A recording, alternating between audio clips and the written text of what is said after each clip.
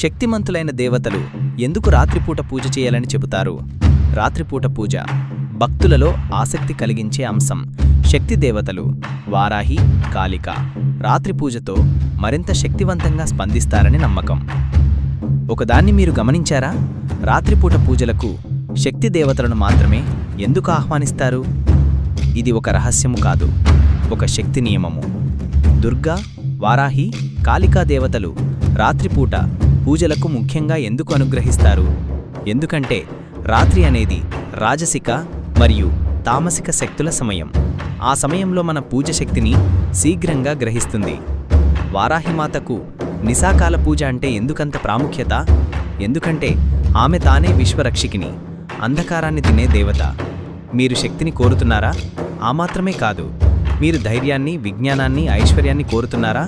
అయితే ఒక్కసారి రాత్రిపూట మాతకు దీపం వెలిగించండి. మీ జీవితంలో వెలుగు పుడుతుంది, శక్తి ప్రవహిస్తుంది.